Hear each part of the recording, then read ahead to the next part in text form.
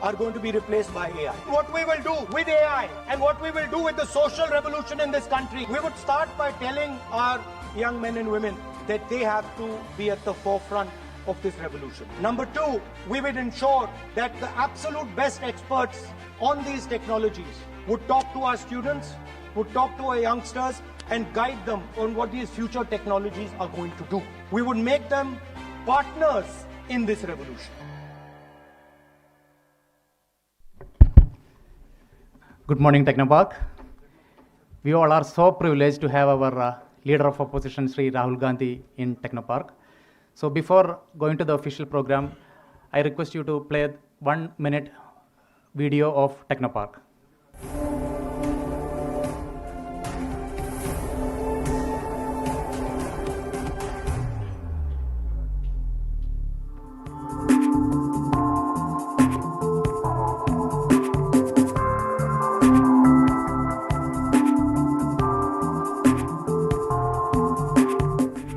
It's not about building a career. It's about forging connections and maintaining a balance that fuels both personal and professional growth. The presence of a well-equipped gym, inviting cafeteria, and various recreational games within Technopark significantly contributes to employee well-being. These provides a much-needed break, promoting relaxation, stress relief, and overall productivity among Technopark's workforce. Beyond the code and algorithms, Technopark is also celebrated for its commitment to environmental sustainability. With lush green surroundings and eco-friendly initiatives, it creates a refreshing and invigorating atmosphere, forming a balanced equation for innovation between technology and ecology. Technopark never sleeps.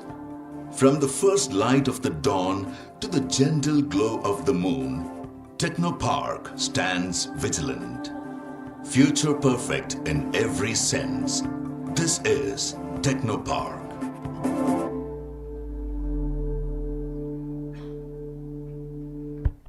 Thank you. So now I invite our Honorable Member of Parliament from Trivandrum, Dr. Shashi Tharoor, to do the welcome address.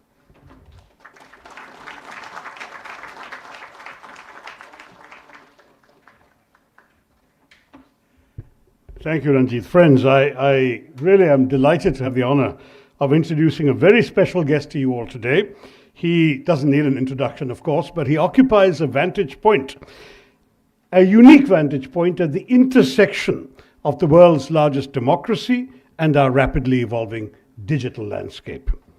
In an era where algorithms shape discourse and data defines power, he has consistently advocated for a human-centric approach to technology.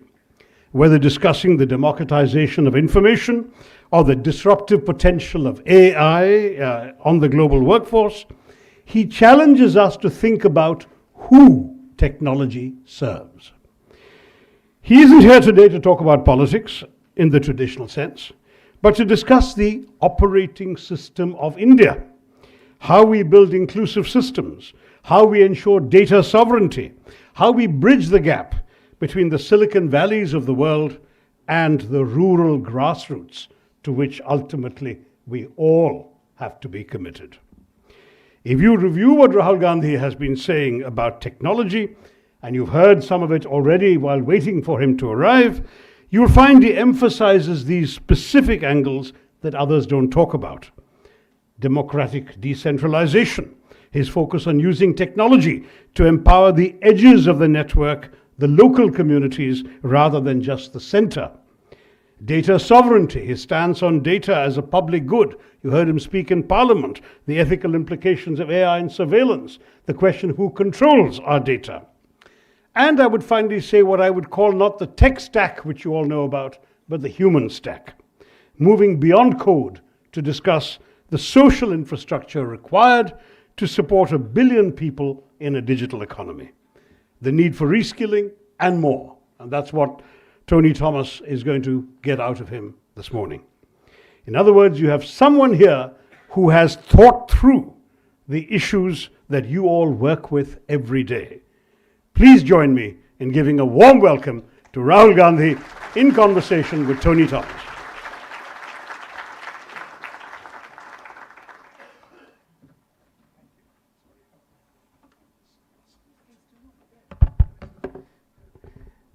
Requesting Rahul ji to join the stage.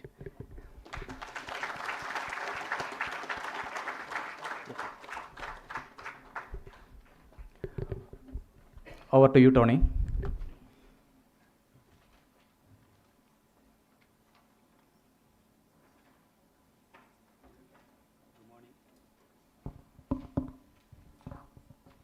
Good morning, everybody. Good morning, Rahul ji. Morning. Welcome to Trivandrum. Thank you.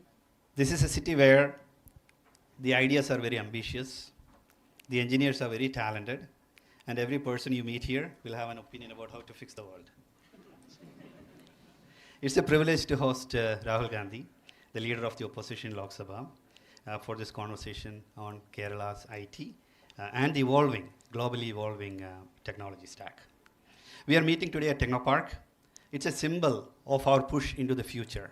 Now, if you think about Technopark, this is one of the earliest technoparks in the country, inspired by the vision of late Rajiv Gandhi when he was pushing for telecom and technology evolution in India. Also, today, we are sandwiched between two interesting days. Yesterday was the Employee Appreciation Day, and tomorrow will be the Women's Day, so a shout out to all women and, of course, employees in the room. And, of course, you know that today we are also culminating the Yatra by the opposition leader of Kerala. Rahul ji himself did the Bharat Jodo Yatra, where he did 4,000 kilometers across India over 146 days across 14 states. One thing that, of course, Shashi Tharoor spoke about it, journeys like that is what makes each discover one another. So today we want it to be a conversation. We just don't want it to be a question from us and answer from you. We also want you to ask us questions and then make us go through that. But before I do that, may I introduce G. Vijayaraghavan. He is the founding CEO of Technopark. So would you like to give a couple of words to us, please?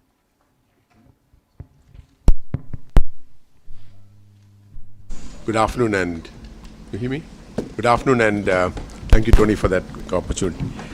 Just to say that I used to work with Keltron long ago, when the cameras were being set up at the Racecourse Road, and that's when I used to work with Keltron in the late 80s, and that's when the first cameras were being set up at Racecourse Road, and I had the opportunity to meet with your father at that time. Also, The CCTV ones. pardon? The CCTV ones. The CCTV ones were all installed by Keltron. And then the first major computerization programs of which I was a part of. And then I had the opportunity to become one of the first employees in CDAC, where again we met and had the discussion with Mr. Pitroda and worked very closely with Mr. Pitroda, Dr. Bhatkar and others. In a way, Technopark, if you look at the articles of Association of Technopark, is probably the same as of CDAC and CDOT at that time. And the objective was to create a new culture. And probably this is the first technology park, not probably, it is the first technology park in the country, but probably the first technology park which was set up for the purpose of economic development and job creation. Most of the others were with research and a focus. That is what made it different. And the interesting thing, when you walked into this building, you would have seen, and I jokingly say on the left, you have the left, which is Mr. Nayanar, who laid the foundation stone. And on the right, you have Mr. Narasimha Rao, Mr. Anthony, and Mr. Karnagaran, who came in for the inauguration. So it continued through multiple governments. Today, it is probably the single largest place for investments. If you look at the per square foot of investment in Kerala and foreign investment, employment generation, this is still the largest not only in the state, probably in the country. Unfortunately, we have most of it done by government and very little of infrastructure done by the private sector, which is a big change that was there. So I had a few other questions, but Tony said no political questions. So I'm not going to ask political questions. I'll probably pass it on to one of them, and they can pass it on to you, or if I can meet you later on briefly. Thank you. And Rahulji, I just wanted to ask you, if you were not a politician, if you were not in politics, would you have worked for a company? If so, would it have been a tech company? Or would you have started up something of your own as well? Well, you know, one definition and the one I'm best known by is a politician. I actually do many other things. So I find these definitions, oh, you're a politician, you're a technocrat, you're a techie, you're an engineer. I think these are very constricting definitions. But the answer to that, I would, if I wasn't in working for a political organization, I would probably be doing some sort of entrepreneurship, probably in the aerospace world. I'm a pilot, so, and my father was a pilot, my uncle was a pilot, so we have that little strain. Very interesting. Yeah. Yeah. We also have a space park now being built in Kerala, so hopefully we'll have some innovations coming there. We have a couple of questions that we have from the audience as well. So we have Vinod Subramaniam here. Actually, I think about it slightly differently. I think that you should be curious about everything, right? And actually, you should have an open mind towards pretty much everything. And that's when you can start to connect the dots, you know. Very interesting. And one of the things that when I speak to youth in the AI world, I say that there are only two characteristics that truly matter now. One is curiosity, and second is empathy. Because machines cannot think like us. So if the empathy is what makes us different than from the machines. So if you are curious and if you're empathetic, then the rest of the things normally and I would add one more. Please. Which is persistence. Indeed. Thank you. If you can keep going, you know, and keep being positive, then that's also very powerful. Absolutely, indeed. So maybe can I ask Vinod one question, please? Yeah, Vinod is here. Good morning, Rahulji. My name is Vinod Subramanian. I have about 20 plus years of IT experience, been working for multiple MNCs. My question is, as you rightly said in some of those videos, a lot of transformation is happening through AI for multiple industries. How would the skill set need to evolve, like especially to place a place like Kerala or anywhere in India for that matter? What is the change that you see need to be done from a professional community? As you might also see, this is also causing a lot of layoffs and other impacts as well. So how do we really absorb that, and how do we move forward from there? You know, we were sitting in the other room and we started talking and we immediately agreed on one thing. And it's something that I fundamentally believe in, which is that jobs do not disappear. Jobs are relocated. So people think, oh, a robot that cleans a room has taken away the job of somebody who was previously cleaning the room. Yes, in the room. But if you go to the factory where the robot is being made, that robot has created a lot of jobs. That value chain has created a lot of jobs in the place where that robot was made. So the question is not so much about jobs being lost or jobs disappearing. The question is, there is a contest for jobs on the planet. How good are you at capturing them, right? And that's really the question. So that requires a particular mindset. It requires a particular level of openness, connectivity. It requires an industrial structure. So in my mind, there are essentially two parts of the economic system. One is a consumption side and the other is a production side. So this came out of the production side. And Uber is helping the consumption side, right? So in my mind, the real jobs come from the production side. The large numbers of jobs come from the production side. You can get excellent jobs in the IT space, but you cannot get jobs for everyone in India in the IT space. It's not going to happen. Because the IT space simply does not have the knock-on effects that a car manufacturer does, or a phone manufacturer does, or a ship manufacturer does, right? So industrial production is something, in my mind, where the real jobs sit. And the disappointing thing is that we've allowed China to just capture that. And so we play, the United States, India, pretty much all other countries, we play in the consumption space. If you look at our big companies, you worked in the automobile sector, but if you look at our big companies, our startups, they're all consumption, mostly consumption, right? They're on the consumption side. We don't have big startups on the production side. So that's really, to me, the interesting space. And the real question is, China has built a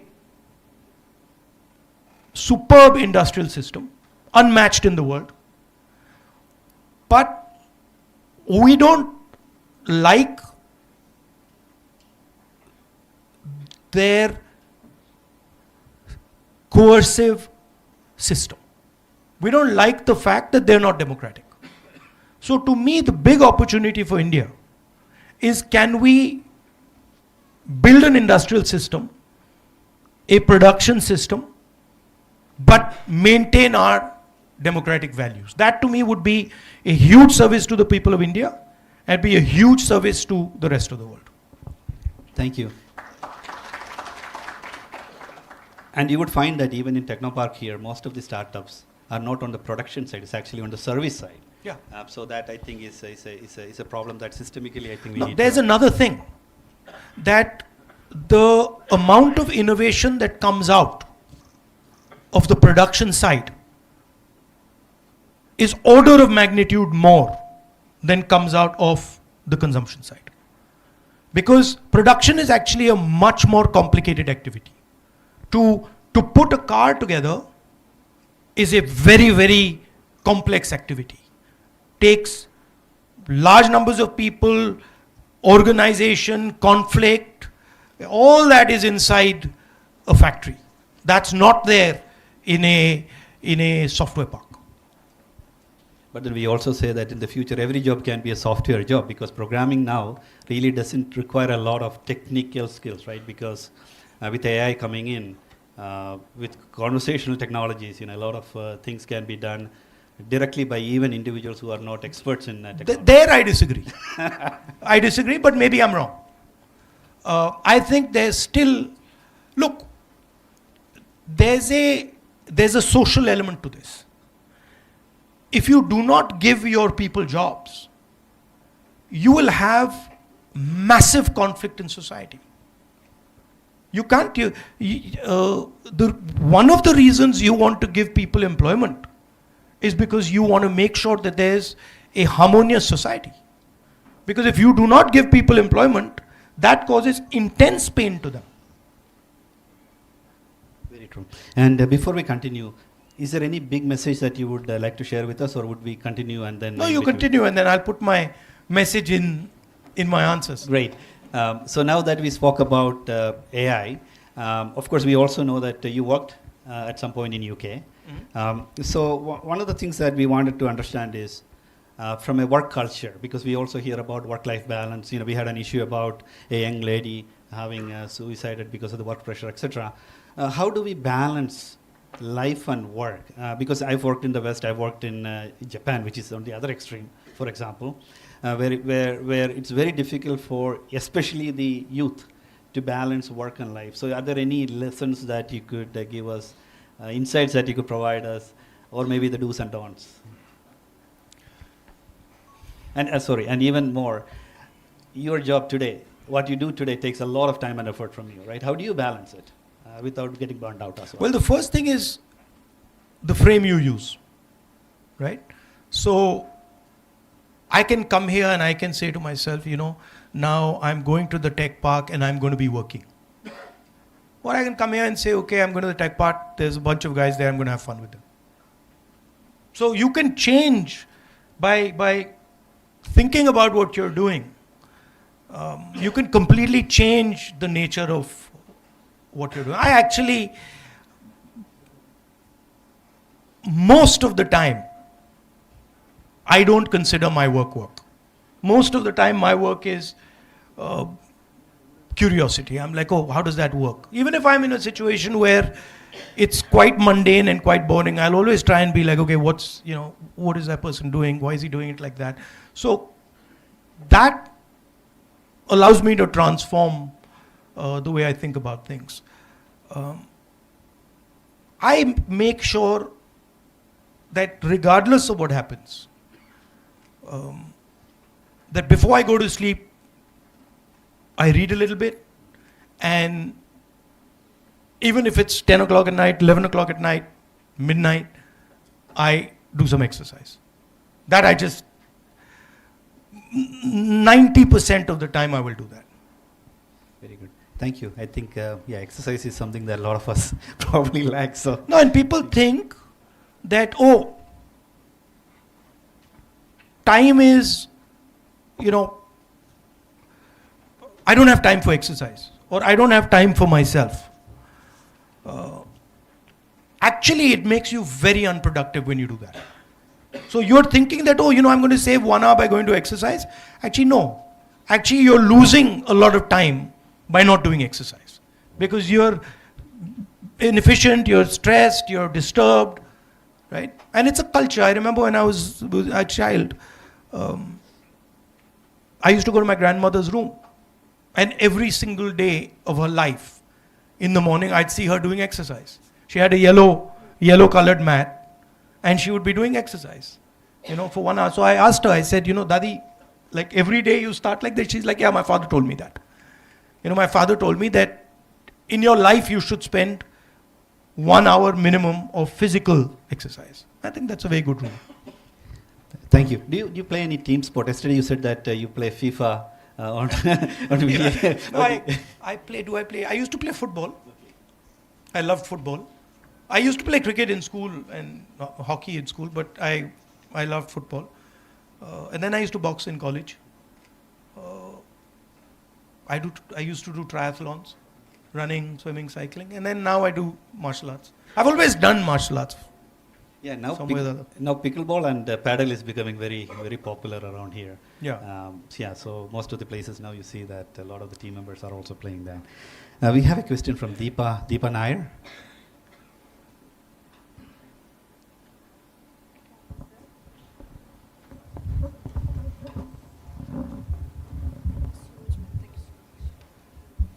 Good afternoon, sir. I'm Deepa, and working as an HR in IT industry for last 15 years. So it's a follow-up question what Vinod have already asked and aligned thought already mentioned. We have to create jobs. That is something we have to do. So I would like to definitely know from you, like what better policies we can have so that we have more career opportunities for our youth within Kerala, so that we have a better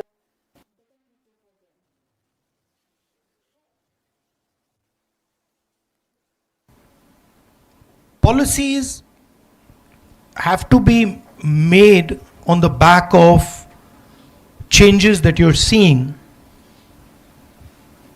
in the world, right? So for example, 100 years ago, people saw that, there's a movement towards the internal combustion engine, right? The internal combustion engine and petrol fundamentally shaped the last 100 years of the planet, right? If you were not part of that system, you were not part of modernity. You could not be, right?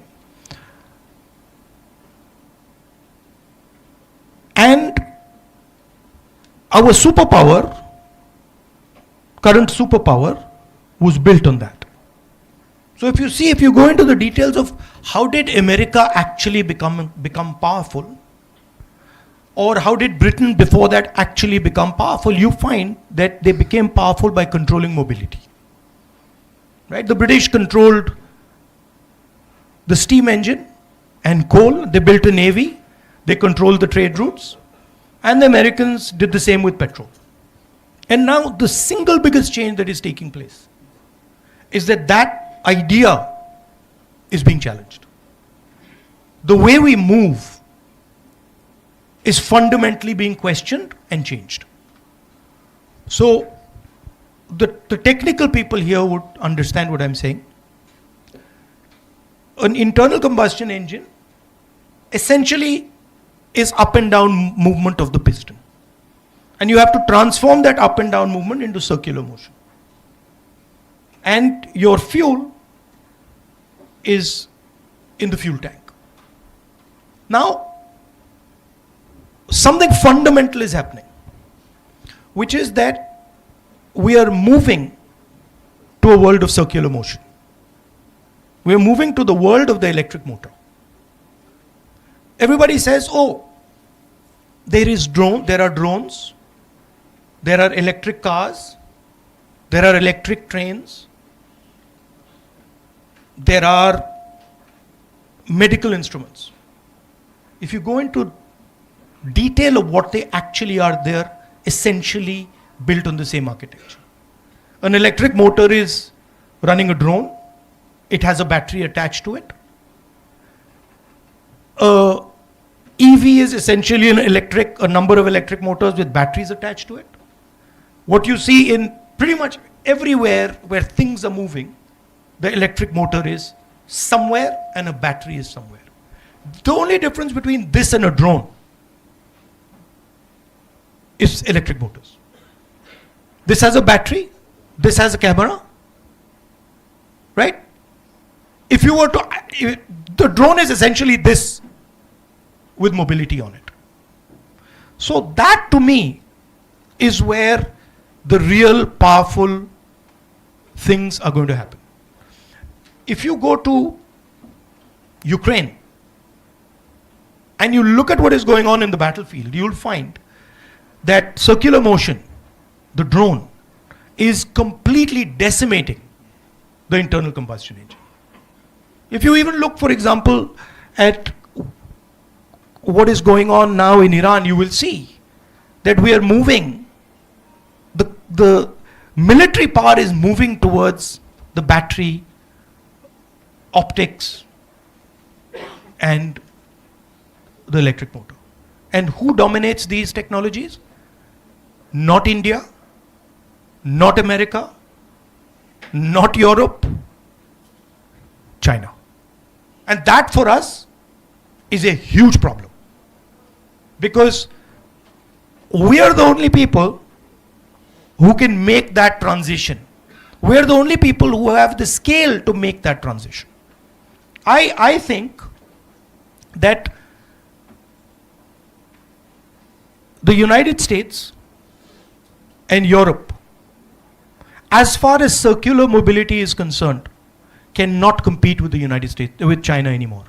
But I think that given the right policies, given the right vision, India can compete with the Chinese on electric mobility, circular motion. There are three technologies that are at the core of this, right? There is the camera, there is the electric motor, there is the battery, and then there is the software that brings them together. To me, this is the space where India has to focus and compete. Very interesting. Thank you. And like you said, I work. And if you do that, you will create order of magnitude more jobs than you can create in software. Because this has thousands of components. This is not one factory that produces this. This is thousands and thousands of factories, connected factories that are producing this. So I want India to be there. I want India to be sitting. I want the Chinese to look and say, who the hell are these guys? Where have they come from? That's what I want, right? Right now, they're getting a free run. Yeah. And that's what China did to the West. So, but again, the question that I have is a follow-on question on this. Is this a mindset issue that we have, or is it policies, or is it mix of both, or different things? How do you see that? Look at our big businesses. How many of them are in the production business? No, answer? Very few. Very few. So the businesses that produce, and they're there, they're exceptional, right? Bajaj produces, right? The guys who are doing the two-wheelers, exceptional. They are actually competing globally, and they can challenge anybody globally. But do we encourage them? Do we push them? Do we help them? Do we support them? Not much. Our entire system is captured essentially by 3 or 4 businesses. Right? You know the names, Adani, Ambani, these are the 4 or 5 guys. They don't produce anything.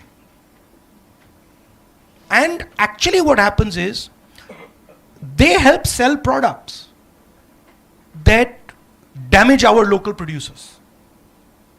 So you have to have an attitude of production.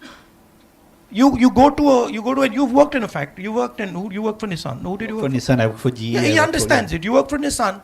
You walk into Nissan and you see a production culture, right? You walk into a Bajaj or even an Enfield. You see that culture, and that's really where the large numbers of jobs are to be created. Thank you. And again, one more question. There's also a very strong political aspect to this. You take our GST, right? Our GST is designed to harm producers. Our GST basically kills producing states and helps consumer states. So there are fundamental things. You design a GST that kills off all your small and medium industry. Then afterwards you're saying, okay, but why are we not having any jobs? Right? So there are political actions that you take, things that you value, things that you protect, that allow this to happen. Thank you. Very, very helpful. Very interesting as well. Can we switch? I'll give you an example that really struck me just a couple of weeks back. I went to Germany, and I'm very interested in drones. So I told them, listen, I want to see, your cutting edge drone manufacturers. And so they were like, yeah. And so we went to see a cutting edge drone manufacturer. Did a fantastic presentation. They're operating in Ukraine. And then after their presentation, I said to them, can I ask you a question? I'm very impressed by what you're doing. And they're like, yes. I said, what percentage of your motors and what percentage of your batteries come from China? Pin drop silence. Right? Now, I was thinking, well, why not India? Why can't the answer to that question be India?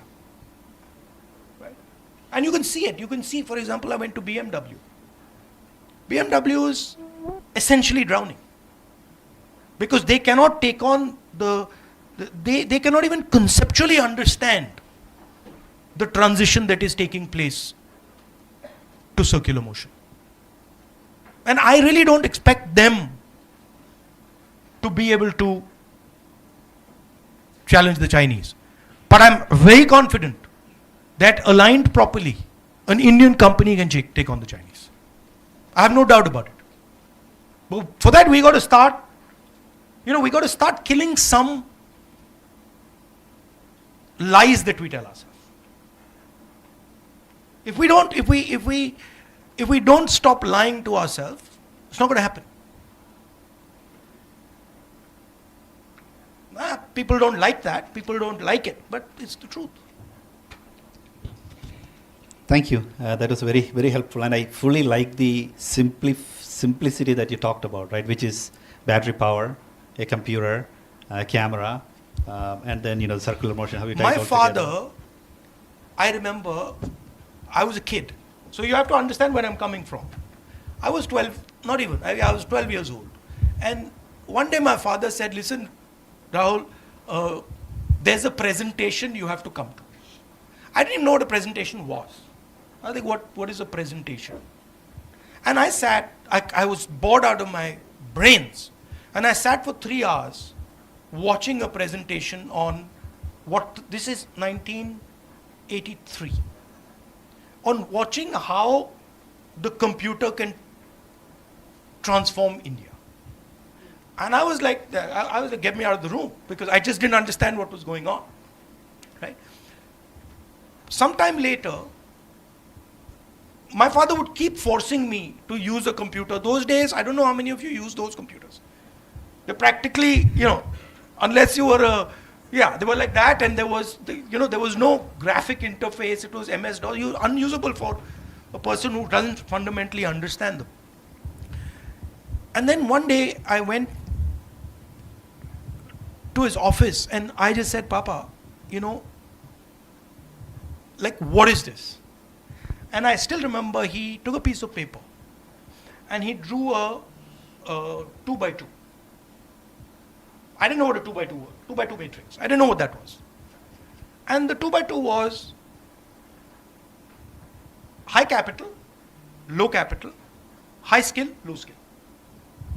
And then he said, you see this box? And I was like, yes. He says, we're going to dominate this box. He says, these are his words. He says, nothing can stop India from dominating this box. Maybe this other boxes we are not going to dominate, but this box is going to dominate. I'll tell you another story. Sam Pitroda will tell you this. The head of General Electric came to India. And my father had a chat with him about building software in India. And he went out of the room and said, the man is crazy. He said, the man is crazy. How can we build software in India? But that is what having a vision is. That's what it means. If everybody is saying, yeah, you're making perfect sense, it's all right. No, there's no vision there. A vision by definition has to look crazy because other people can't see it. And so that's when you're asking me, what do I expect Indian people to do? I expect them to push back when they're told stuff that is not true, is not real. Right? I expect them to say, no, this is my idea. It looks crazy to like all these other people, but I'm doing it.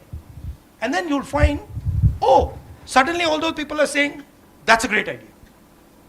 Mr. Vajpayee gave a speech in Parliament saying, Rajiv Gandhi is going to destroy the Indian economy. Computer will take away all our jobs. He then gave a speech 15 years later on how great the computer was. So that's what I expect from Indian people. You're seeing that there's a complete transformation taking place. It's an exciting thing. You're the people who can pull it off. But you got to be able to see what actually is happening. Very interesting. By the way, I worked for GE as well, General Electric as well. I was a CIO there. And so I know the story about Jack Welch coming in and setting it up in Bangalore. And a large portion of the IPs that GE has today comes from Bangalore. Right. So, of course, fully agree with that. We have to value what we have. I keep saying it, we are sitting on the most valuable resource on the planet. If you came 100 years ago to India, right, we didn't have this resource. The connectivity was not there for this resource. Everybody used to say, population is the problem. Well, that's quite interesting because our population is what has given us data, right? This conversation is data. Who owns this conversation? Who owns this conversation? The cloud. No.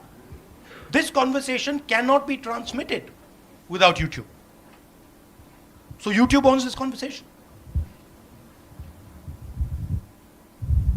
So we have to be able to see that. Who owns our data?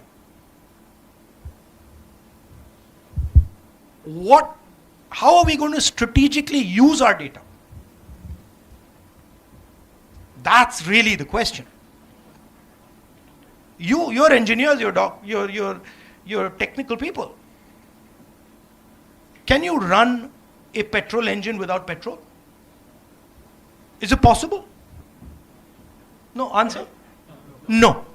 Can you run AI without data? Is it possible? So, we keep talking about AI, but we have the data. Can anyone build AI without large scale data? Not possible. Who has the biggest, largest data pile in the world? And I'm not just talking conversations, Uber drives. I'm talking genetic information. I'm talking medical information. Do you realize the value of the data of our medical information, of our genetic information? Entire medicine of the future is going to be built on it. So those are the hard questions. We have an AI summit. We don't have a data summit. Nobody is saying, listen, it's literally like Saudi Arabia turning around and having a summit on the petrol engine. It's like that. And then nobody in Saudi Arabia is saying, listen guys, we got the biggest oil reserves in the world. Please understand what has happened. The US deal that has been signed by the Indian government is essentially handing over our data to the United States. Nobody said, except me, nobody said a word. It's mind-blowing. You imagine if you went to, Russia, and Russia handed over their entire oil supply to the United States, what would happen? They were shouting and screaming. Not a peep in India. It's quite surprising to me. I like the focus on data, being a CIO. Of course. Thank you. I think Srikumar is here, the GTech. Yeah. You agree with me? Yeah.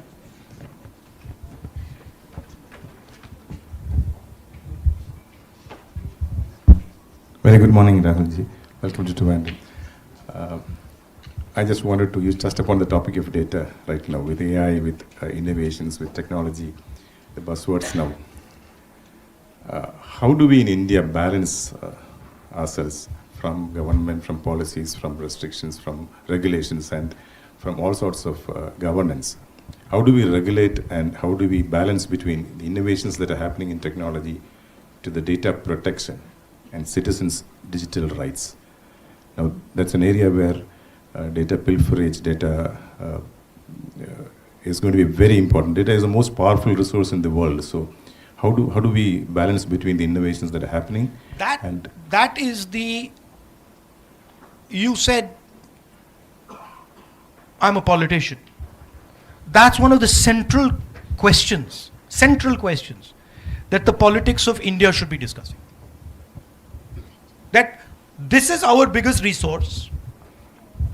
How are we going to utilize it? What is its nature? Who has access to it?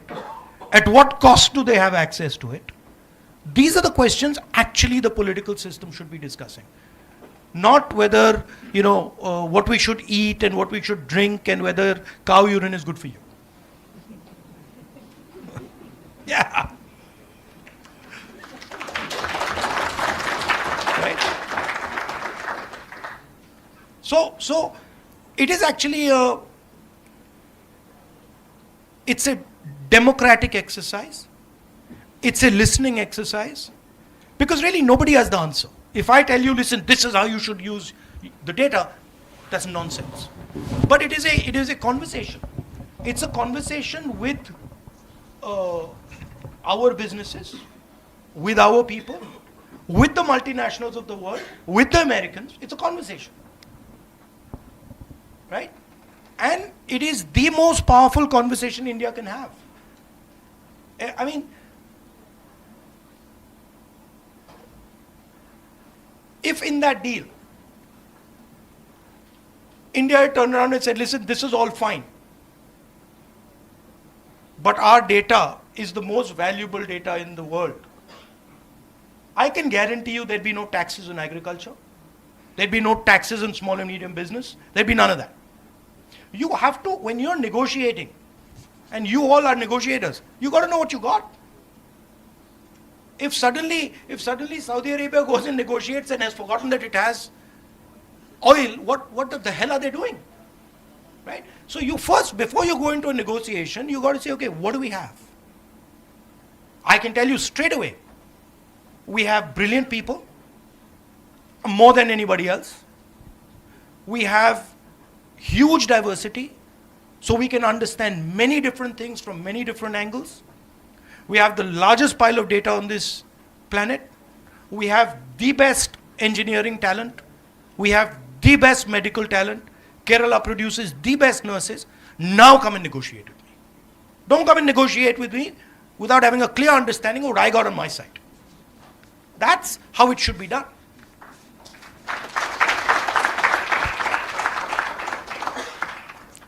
Thank you. Since you talked about drone quite a bit, we have somebody who actually makes drones in the room. So Devan, if somebody can get the phone over to... That's right there. Could you give us a little bit about how do you, also on the data side as well, right? How do you capture the data and what do you do with the data as well? No, answer me another question. Sure. What do people like me need to do for you to compete with DJI successfully? Answer me that question. Sir, I am proud to say with next 3 years, we will be competing the DJI. Because 80% of the components right now we are developing in-house in Kochi. Maybe our rest of the R&D is finishing in 3 years. So right now... So you make your own motors? Yes, own motors. But sir... What type of motors you make? BLDC motors.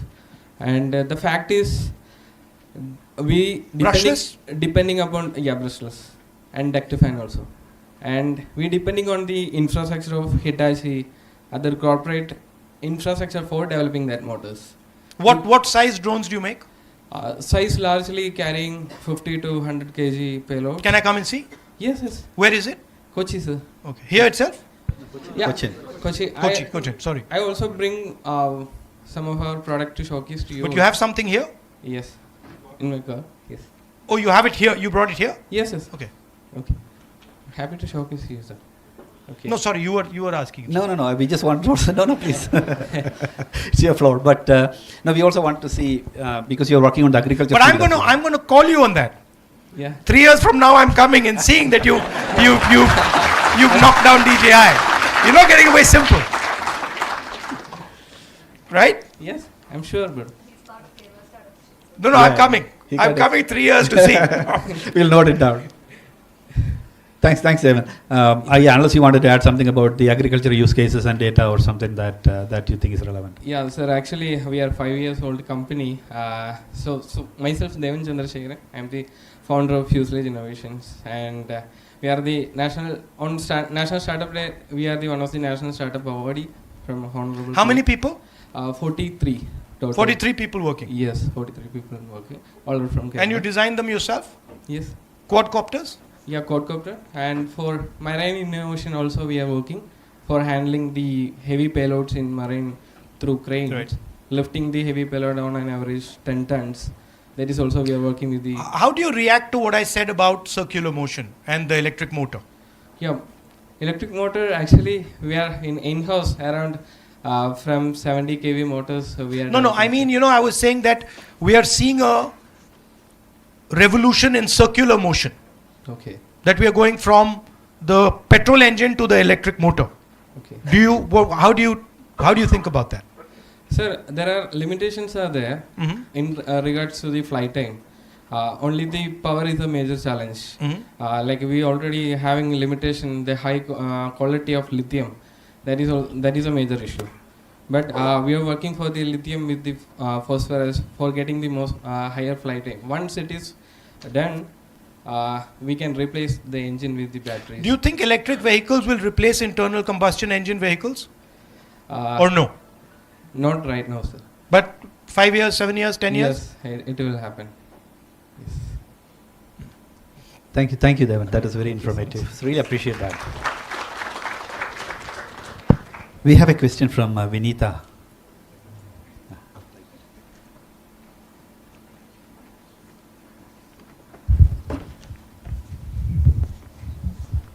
Hello, Rahulji. Wonderful to see you here in Trivandrum. I'm Vinita, part of startup ecosystem in Kerala. My question is that we did speak a lot about some of the best talents available in Kerala and in India, but a lot of STEM drain does really happen. It is a fact. And over a period of time, we've tried probably to make them stay through developing our startup ecosystem. But even then, we still have those challenges being seen. Like, we're still a consumer state and the production is absolutely not happening, just like you said. How do you think, some of these challenges can be overcome over a period of time? I think it's an attitude.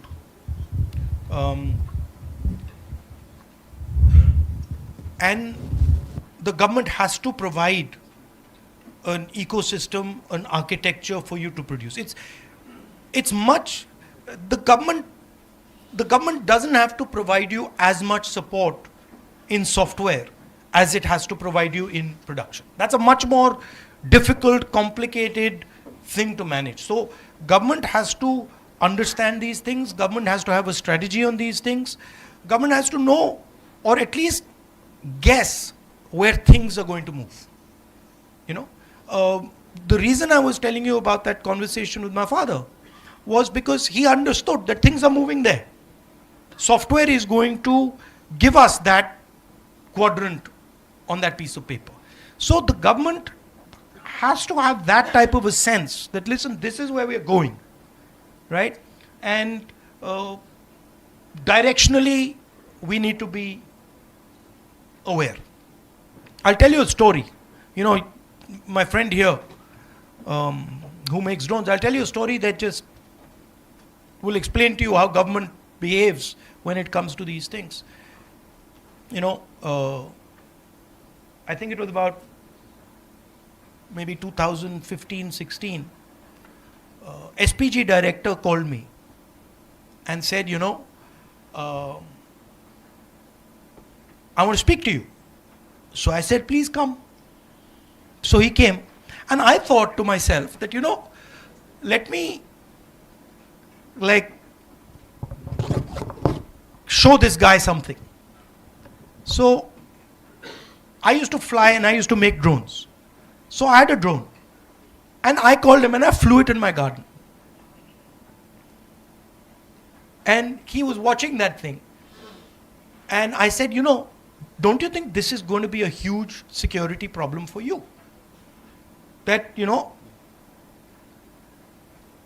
I did it as a joke. You know what happened 3 days later? Not 3 days, a few days later, drones were banned across the country. No, please understand the power. That one guy who just happens to be security can explode the entire industry in a second.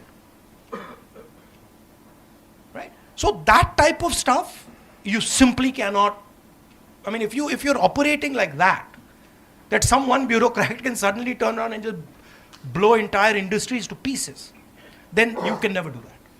So people have to understand that, boss, this is not just a security issue. This is a billions of dollar industry. And fine, it's a security problem, but we got to deal with the security problem. We don't kill the goose. Right? So government has to allow these conversations. Now, government frankly doesn't understand what you understand. So the conversation has to be with you, not with some government bureaucrats who are just talking to each other. It's got to be strategic. It's got to be give and take. We'll give you this, but we want this, right? So, and you've got to think about it on large scale changes. So, if you're thinking that there is going to be a fundamental change in the way we're going to move, that's an interesting place to be. If you're thinking there's going to be a fundamental change in the way medicine works, that's an interesting place to be. Right? So, and then you make 3 or 4 bets and you say we're going to bet on this. And then maybe 1 will not work or 2 will not work, 1 will work. IT worked. Other bets at that time didn't actually work. One doesn't really hear about them, but there were multiple bets that were made. And you also talked about, of course, a curiosity, second, interactions that piqued your interest in certain things. One of the things that we find also is the education, right? Because right from the very early education, it's more about memorizing things rather than learning, understanding, and discovering. And later, as you come into higher education, also we see the same kind of issues here. So do you really see that it's not just about the policies of the government, it's not just about the individual, but it's also about how we are trained, because we are inherently being constrained from that curiosity? Look, that's one side of it. So I've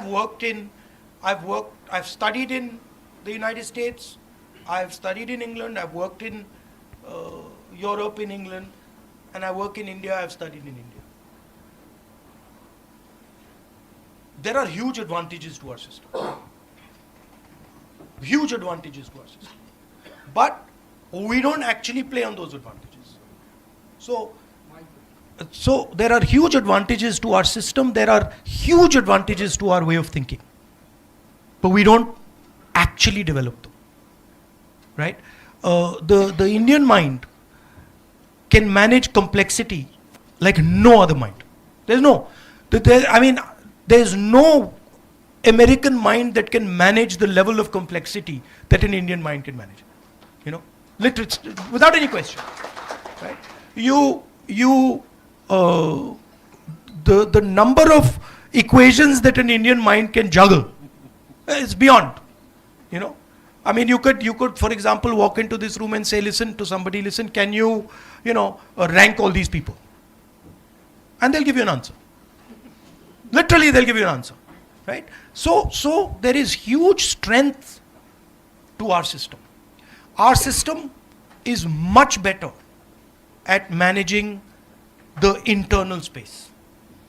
Much better, right?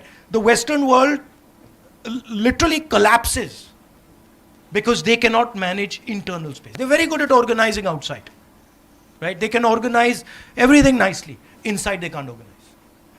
We might not be so good at organizing outside. We can organize inside beautifully. Look at our greatest leaders. I went to see Narayana Guruji's ashram today, right? What was he doing? He was organizing the inside. He was teaching you how to organize your own internal structure. Look at anybody who's successful in India. Look at Mahatma Gandhi. You read Mahatma Gandhi. He's literally telling you this is how you should organize yourself. Right? So we have a lot to give to other people. I like to say it. If China likes to say they have never been colonized. They love saying that. Well, we colonized them. Buddhism colonized the Chinese. It went from here. So their entire philosophical structure comes from Bihar. Right? So I am not one who says, look, that system is better. There are things over there that are good, and we should take them. But there are things over here that are excellent, and we should use them, and we should also give them. Indeed, if you drive on the Indian roads, you can do pretty much anything nowadays. Managing chaos. Indeed, absolutely. It's actually leading through uncertainties is what, as leaders, we always teach our employees, right? Because on a normal day, you don't need to lead, you don't need to manage. But crisis is when you really need to step up. We are inherently good at that. No, and the other thing is that in India, this is something strange. But in India, the guys who are actually really, really good, they're almost hidden. You don't see them. They're somewhere hidden, back in the back. And those are the guys that are running the backbone.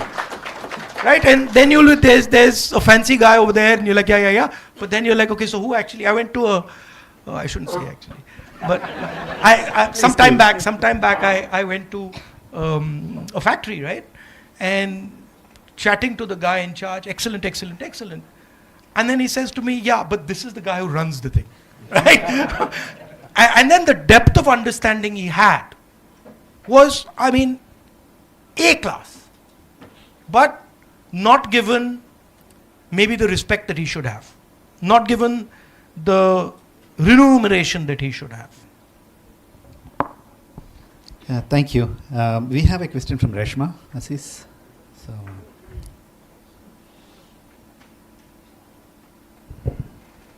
Hi Rahulji, I'm Reshma Aziz. I'm having 16 years experience in the IT industry. So tech employees often face challenges with long working hours, insecure policies, contractual insecurities. So should there be a better policy? Should there be stronger policy to secure them? I mean, that's the simplest question. Yes, they should. You couldn't give me a... Yeah, they should. Absolutely should. You let me off really easy there. Do you have any suggestions? No. I suggest to have stronger policies to support the employees. And what about from the women's side? Is there something that we can do that would improve your situation? What is the thing that disturbs you most? Is it the working hours? Is it what is it? Balance. Huh? Work-life balance. Work-life balance. Yes. So how many hours a day are you forced to work? 8 to 10. Okay. But I mean, 8 hours not bad. I'm lucky if I get 8 to 10.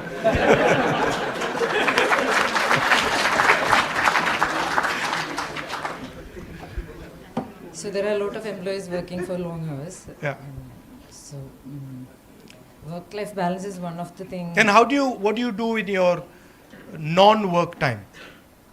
Like, how do you spend your non-work time?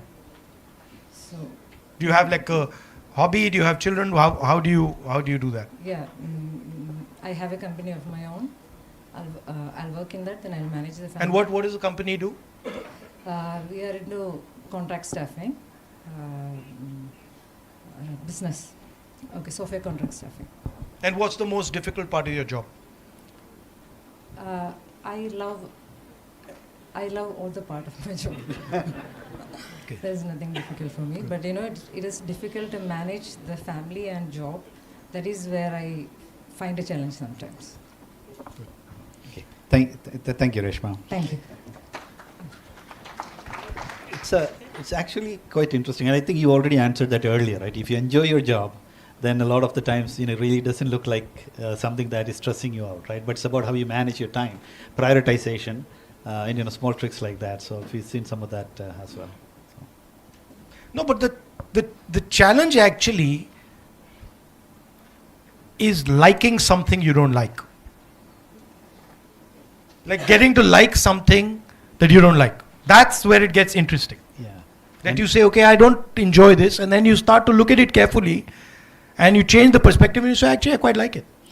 And one other thing that we found is that when you're not learning new things, that interest kind of starts waning. So we always try to figure out new ways, like changing jobs, cross-learning, new trainings and things like that. So you kind of keep the interest at a level so that then that stress really doesn't affect. Because if you do something that you, like you said, don't like, even for a short period of time, that kind of stresses you out way more than doing something that you enjoy for longer hours.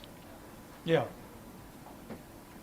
I also find that if you do many unrelated things, you get a lot of cross-fertilization going on between things that you do. So for example, if you study history and you do software design and you're interested in hiking, and you're interested in multiple things, you suddenly find that actually that thing from this space is helping me in this space. Elasticity, right? So I like to keep it as wide as possible. Even, for example, if I read, people ask me, oh, what book are you reading? I don't do it like that. I'll get interested in an area and I'll be like, okay, that's, an interesting area. And now let me read in that area. So, or even sort of, I find martial arts gives me huge information on how to deal with things, right? Principles over there, for example, of balance, of force, they're applicable everywhere. So I like to have many things that I'm doing, and whenever I talk to my nephew and niece, I always tell them, listen, the more things you're doing, the better. Indeed. Don't get into, don't just,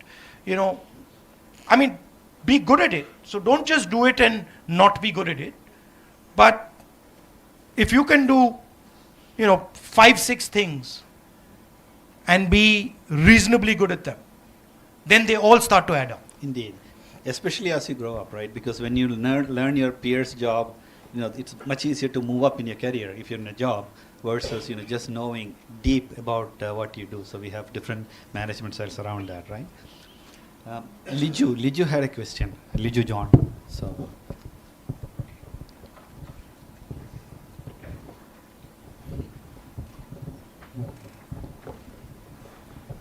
Hi Rahulji. Hello. Good afternoon. My name is Liju. So my question is a little bit apart from the tech world. So we have seen you have ride KTM Duke, Royal Enfield. So my question is it really your personal passion, or you got some spirit from your Bharat Jodo Yatra? And the last thing is, I always, I'm curious. So I always like to travel around, meet people, look at things, understand how things work. That's just my nature is like that. And so I used to do cycling actually, long distance cycling. But nowadays long distance cycling not possible for me because my security people it becomes ridiculous. Right? If you're cycling and then you have these escort cars, it just doesn't work. So I can't do that. And so I like the idea of two wheels. And I don't really care what bike I'm riding. I like the sense of riding a two-wheeler. I'm perfectly happy riding, a scooter in some situations or a motorcycle in other situations. If you're asking me what motorcycle I think is good. Yeah, that was my last one. Do you get a high on a specific? No, I don't get into high. The high is when you're 25. At my age, high kills you on a motorcycle. So I don't do the high thing. I quite like the KTM. That was my last question. Which one you prefer to ride that? I like the KTM, but I prefer the KTM to the Enfield. Let's put it like that. Okay. I have an Enfield. My son has a KTM, so we have this argument at home all the time. So I think he won out. There's a good 450 BMW that is coming out. I think that will be a good bike, but it's expensive. That reminds me. I know that you were in Germany with BMW, etc. Of course, all these things are changing, right? Even with AI coming in, new technologies coming in. Have you ever ridden an autonomous car? Have you been in a car without a driver? No, but I have a remote control car. I have it in my house and I use it to drive my dogs crazy. I make my dogs exercise with it, but it's a little thing. I've been doing remote control stuff since I was a little child. So my father and me built our first little remote control plane together. So I'm deeply into that side of the world. How many dogs you have? I think PD is one of them, right? No, he died. Oh yeah. Yeah, he died. Poor guy. I have 4. Wow. They're brothers. Wow, wow. Yeah, we have one. We have a lab, Sancho, and Yeah. he runs the house. We just living in the house. I think. Yeah, it's true. my guys are they're quite naughty. Yeah. Yeah. Something to look forward to, right? Going back home. Yeah. So No, I think I one of my favorite lines of Mahatma Gandhi, and I really resonate with that, is that something to the effect of, a people or a country that does not respect animals and respect all forms of life has a long way to go. So I don't restrict kindness to human beings. I think one should be kind and gentle to all beings. So that in fact, as I become more experienced in politics, I think in life also, you have to start making some basic rules for yourself. When you're young, the rules can be 5, 7, 10 rules, and then slowly you find that, okay, now I'm centering down to 1 or 2 rules. And so I find that in my life and in my politics, the 2 rules that they are becoming my central rules more and more are, as you said, non-violence and compassion towards other people, understanding other people,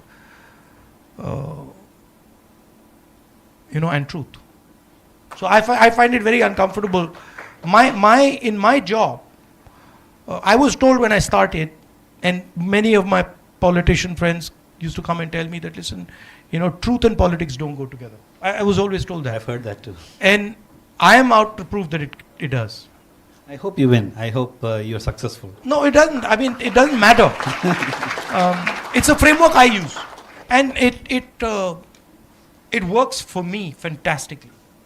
I mean, it literally works for me in ways that I never ever imagined.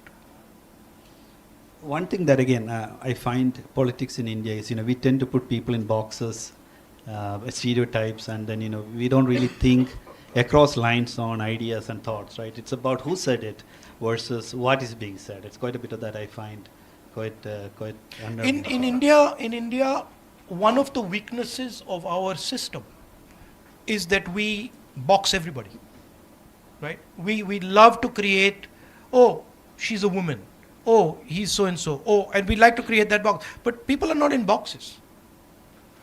People are, you cannot fit a person into a box. So I know we are running out of time. Rahulji has been very nice with us. So what I will do is we'll have one more audience question, and then probably we'll wrap up, unless, of course, we want to have more. So we have a question from Ganesh Kumar, IBM. Yeah, that's there. So.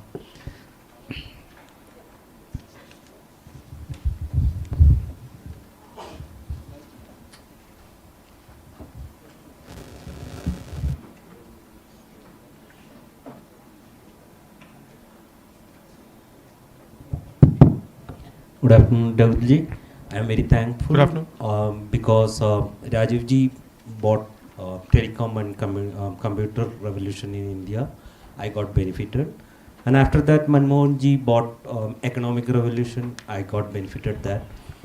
So if you have given an option to choose a technology or a mission, like digital payment or something like that, what would you choose for? What would you choose?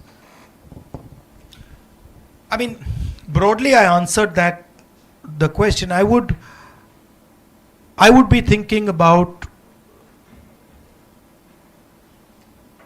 new mobility. And new mobility not just restricted to cars or drones. New mobility across the board. And I would think about setting up India as a dominant force in that new mobility. So new mobility would include drones, it would include railways, it would include EVs, it would include hyperloops. It would include anything that moves in the way we are going to move in the 21st century.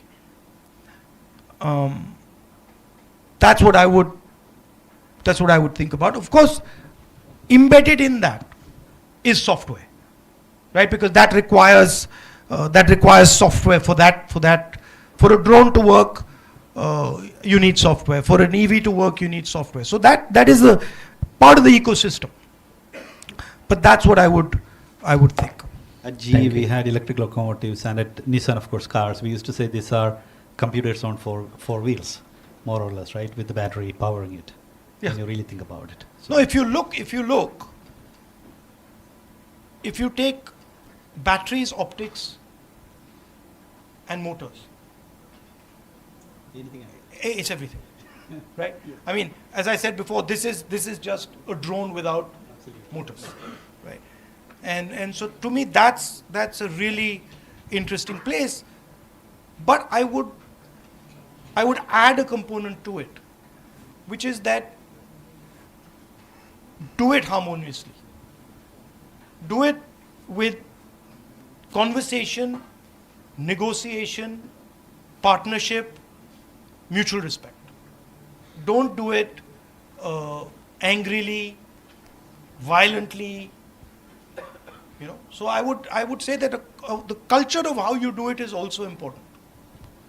Very important, and not just what we do, how we do. Rahulji, we're going to wrap up, but if you have any broader messages for us to take home with us, it'll be really.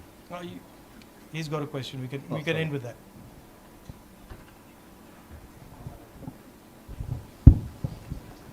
Good afternoon, Rahulji. My name is Pius Verghese. I have a question. We have got independence in the year 1947. Today we are in 2026. It's almost 80 years. So most of the politicians, BJP, Congress, many came over and ruled the country. And but even today we are talking about freebies. All political parties, they are talking about freebies. I will give you 2,000 rupees. You survive with that. I will give you a few kilos of sugar. I will give you rice. When India become a developed country, this is not economic development. Even after 80 years, if you are talking about giving freebies to the people in India, it means we make them poor. It's not economic development. So when India will become an economically developed country. What about freebies to Mr. Adani? No. You want to discuss? Let's discuss. Right? What about freebies to Mr. Adani? What about freebies to Mr. Ambani? What about all the huge amount of land that is given to them? Why don't we discuss that? If we are ready to stop those freebies, we'll stop these freebies. So please realize that the freebies that you're talking about are a reaction, right? People are saying, listen, 16 lakh crore rupees have been forgiven for Mr. Ambani and Adani, right? Now, it's interesting that you raise it. You see the freebie when a poor person is requesting it. And that poor person needs the freebie. But you don't see the freebie. You don't see the freebie when Mr. Adani gets it. Like your question wasn't, when are we going to stop the freebies to Mr. Adani and Mr. Ambani?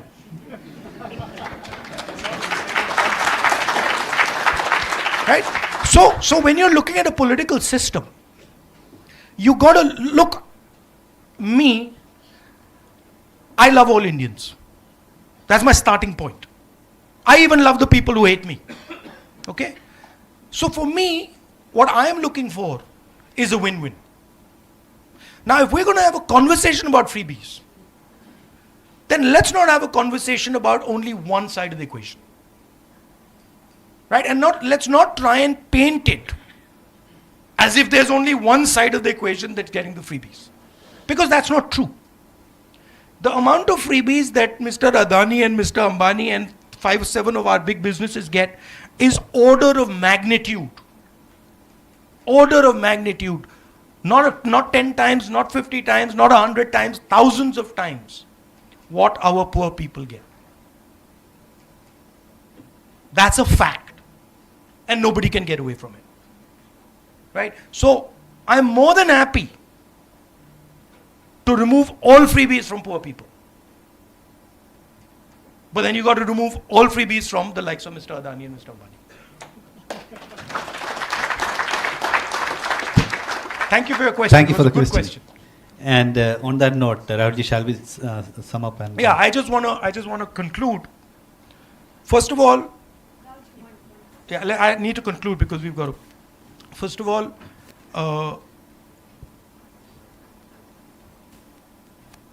I come to Kerala, and I now have a bond with Kerala. It is not a. Kerala loves you too. No, I'm serious. See, you don't understand the depth of it. I'll tell you why. And I feel this, right? Because when I was under vicious attack, the most vicious, unfair attack, Kerala embraced me. That I'm not going to forget. I cannot forget ever. Many people embraced me, but Kerala embraced me. Right? So, that's the first thing. The second thing is that I've learnt a lot from you. I've learnt about respecting people, about respecting other cultures, about being affectionate to people, about even how you do your politics, how you run your hospitals, how you do even your political meetings. I've learned a lot from you. So I have a debt of gratitude towards you. I'm a debtor to the people of Kerala. Okay? And so for me, I'm not partial to one Keralite or another Keralite. For me, all Keralites are the same. And I'm interested in being your partner, in helping you achieve whatever you choose to achieve. It's your journey. These are your decisions. But I would like you to know that I'm there to work with you, to help you in whatever way I can. Finally, your history, your tradition, your giants like Narayana Guruji are guides. In our culture, a guru is given a exalted place. They are national gurus. They teach our country the direction in which we should be going. Their ideas, of course, are embedded in our constitution and are embedded in our democracy, but they are like lighthouses that, this is where we should be going. And that, when I speak of a Narayana Guru, he is actually a person, but he reflects the spirit of Kerala. He only became Narayana Guru because he reflected the spirit of the people. The rebellious spirit. Yeah. And he only became what he became because he expressed your spirit. And I want that the people of Kerala, young, old, male, female, poor, rich, always express freely and openly the spirit of Kerala. Thank you very much. I really appreciate it. Thank you for inviting me here. It's an honor and a pleasure. I had a very nice time. Thank you all for coming and having this conversation. Ranjit, would you come over and present a memento to Rahulji, please?